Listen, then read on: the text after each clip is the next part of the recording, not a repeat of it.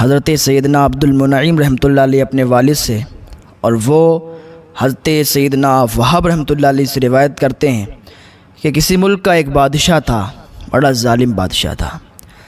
उसके जुल्म की कोई इंतहा ना थी, हर इंसान पर वो जुल्म किया करता था।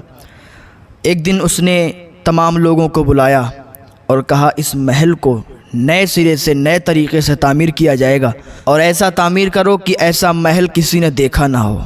बहुत आलीशान महल बनवाया, हर चीज़ उसके अंदर उसने रखवाई। जब महल बन के तैयार हो गया, पूरा महल बन गया, तो उसने कुछ लोगों को बुलाया, अपने सिपाहियों को बुलाया और कहा, चलो महल का मुआयना करते हैं, महल को देखते हैं कि महल बना कैसा है, जैसा मैं बनवाना चाह रहा था वैसा बना है कि नहीं, और अगर वैसा नहीं बना तो जिन्होंने बनाया है उनको कत्ल कर दिया जाएगा। वो मुआयना करने के लिए अपने सिपाहियों के साथ निकला, महल को देख रहा था, महल जैसा वो बनवाना चाह रहा था वैसा ही बना था। एकदम उसकी निगाह पड़ी कि एक झोपड़ी उसके अंदर बनी हुई है, उसके महल के करीब से ही एक झोपड़ी लगी हुई है। उस झोपड़ी में उसकी नज़र गई तो कहा, ये झोपड़ी किसकी है? आलीशान महल मैंने बनवाया है, और ये टूटी फूटी झोपड़ी किसकी है?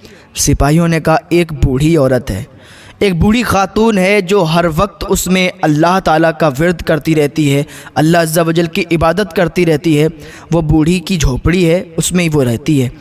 उस बादशाह ने कहा, इस झोपड़ी को यहाँ से हटाओ, ये बहुत बेकार सा लग रहा है कि महल के करीब एक बेकार सी झोपड़ी है, इसको हटाओ, इसको तोड़ फोड़ दो। बादशाह की बात सुन के सिपाहियों ने क्या किया, उस झोपड़ी के करीब गए। उसमें बूढ़ी उस वक्त मौजूद नहीं थी, बूढ़ी कहीं गई हुई थी। सिपाहियों ने उसको तोड़ दिया, उसको तहश नहश कर दिया, ख़त्म कर दिया उसको, और वापस चले गए। बूढ़ी जब वापस आई, उसने देखा कि उसकी झोपड़ी तोड़ दी गई है, उसका वो टूटा फूटा मकान तोड़ दिया गया है।